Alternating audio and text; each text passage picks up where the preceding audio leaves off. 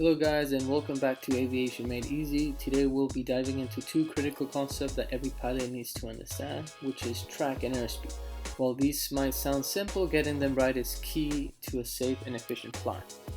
Alright guys, the first thing we'll talk about is some navigation terminologies. The first thing that we have to distinguish is the difference between true course and true heading. Now the first one and the easiest one is the true course. This is the intended path you want to fly over the ground. This is aligned with true north from the sectional chart, and imagine you're planning to fly from point A to point B on the map and you draw a straight line. This will be known as your true course. Now since aviation is not perfect, we have to make a lot of other corrections, and one of these will be for wind. This is where true heading comes into play. This is your true course adjusted for the wind. If there is a crosswind or a tailwind or whatever, you'll need to angle your airplane slightly off the true course to stay on track.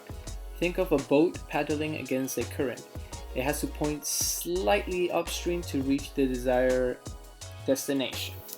Now it's not over there, there's other corrections we have to make, and another one would be the magnetic course. This is the true course corrected for magnetic variation. Now remember guys, we fly with reference to our sectional chart, which is with reference to the true north.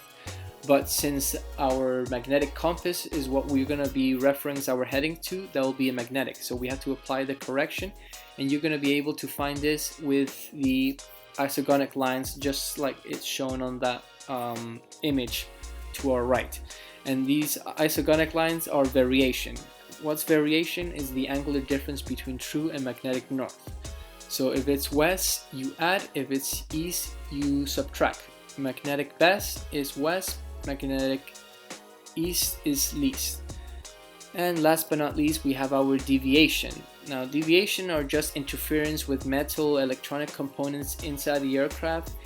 Every airplane will be slightly different, and they'll have a different amount of degrees that you're gonna have to correct for.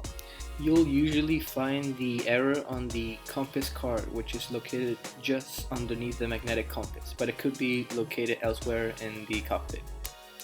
And this is the difference. This is what I was talking about in terms of variation. There's an angular difference between true and magnetic north. Alright, next we will be looking at the airspeed indicator, the different types and corrections that are applied with. The very first one is the airspeed indicator. This is the easiest to understand because it's the speed shown on the airspeed indicator in the cockpit. It shows how fast the aircraft is moving through the air. Pilot reads these indicated airspeed directly from the gauge. So the corrections, the indicated airspeed might have slight errors from the position of the instrument and the airflow around the aircraft. So it's not exact true airspeed, but for example, if you have an indicated airspeed shown at 120, this is the speed indicated on the gauge, regardless of any atmospheric conditions or altitude. Now, the first correction we're going to apply, or the next airspeed we'll look at, is the calibrated airspeed, also known as the CAS. It's basically indicated airspeed corrected for known errors in terms of instrument and position to get a more accurate reading. How to read it? Well, the CAS is calculated by adjusting the indicated airspeed based on charts in the pilot's operated handbook, and corrections, calibration charts in the POH tell you how to adjust the indicated airspeed to get calibrated airspeed depending on the factors like flap setting, etc. Moving on, we have the true airspeed. So this is the actual speed the aircraft is moving through the air, considering altitude and temperature. So the true airspeed is calculated by adjusting the calibrated airspeed for altitude and temperature. This is usually done with the E6B. I strongly recommend you guys getting a digital flight computer. You can put all these data in and it calculates it a lot faster and a lot with more precision. I'll leave a link on the description so you guys can check it out. It's gonna really reduce a lot of time, it's more accurate, and it's not just for the airspeed indicator but all the calculations, altitude and takeoff performance, so really check it out when you have time. So corrections, so at higher altitudes and warmer temperature means that the plane flies faster through the air even if the indicator airspeed stays the same. So for example, if we are flying at 10,000 feet and if your calibrated airspeed reads 125 knots, your true airspeed might be closer to 145 knots due to thinner air at that altitude. And last but not least, we have our ground speed. This is the actual speed of the aircraft over the ground, which affects navigation and travel time. So how to read it? Ground speed can be found using either the GPS or adjusting the true airspeed for winds.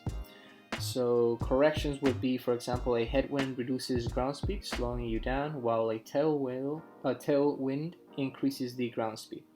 For example, if you have a true airspeed of 145 knots, but you have a 20 knot headwind, your ground speed would be 125 knots. With a 20 knot tailwind, ground speed would be, for example, 165 knots. And the other one I didn't really put on this PowerPoint presentation is the max speed. This is for higher, faster aircraft. It's the ratio of the aircraft's true airspeed to the speed of sound in the air. Mach is important at high altitudes, and how can you read it? Mach speed is shown on specific instruments, usually in larger or more higher performance aircraft. Corrections: the speed of sound changes with altitude and temperature, so Mach readings adjustments accordingly. To summarize everything, we have indicated airspeed to calibrated airspeed. That is correct for instrument error to get a more accurate speed. Then we have the calibrated airspeed to true airspeed, adjust for altitude and temperature. And then we have the true airspeed to ground speed that takes into account wind as you get around.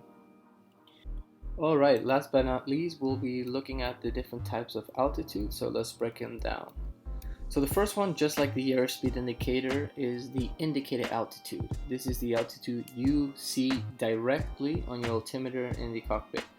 How it works, it's based on the current altimeter setting. Obviously you can adjust it for the local air pressure.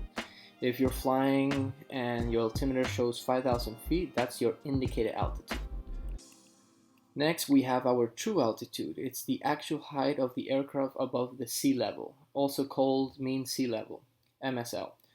It considers elevation data found on charts for terrain and obstacles. For example, when you're flying and your altitude is 8,000 feet MSL, it means you are 8,000 feet above the mean sea level, regardless of the land height below. Next, we have the absolute altitude. It's the height above the ground directly below the airplane, known as above ground level, AGL. It changes depending on the terrain beneath you, and if you're flying, let's say, at 5,000 feet above a mountain that is 4,000 feet high, your absolute altitude is 1,000 feet. Now we have the pressure altitude. Now the pressure altitude is, I would say, the trickiest one to understand. Pressure altitude is like a standardized altitude.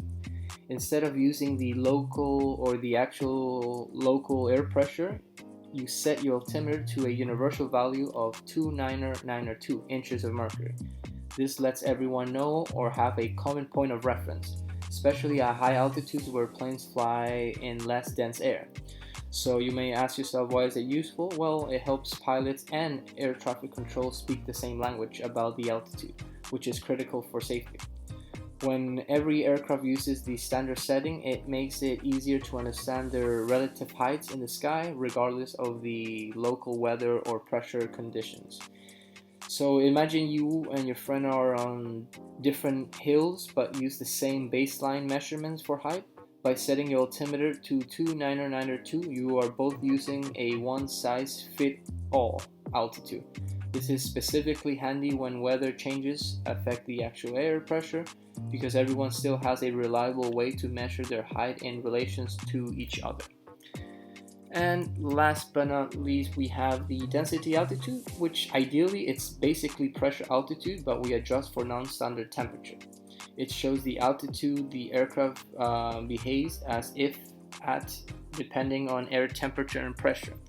So on a hot day, the density altitude is higher than usual, meaning that the aircraft might perform as if it's flying higher, affecting takeoff and climb performance.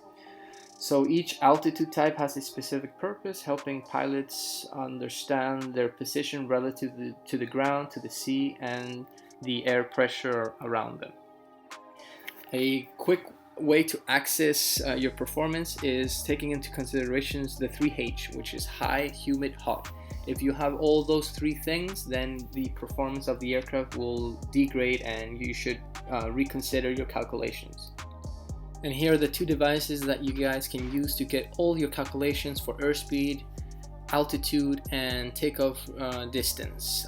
Once again, I strongly recommend you guys getting the E6B, but the digital one, the one that is on the right. It's gonna save you a lot of time and it's gonna be more accurate. Well guys, if you have enjoyed this video, don't forget to leave a like and subscribe for more content. Until next time.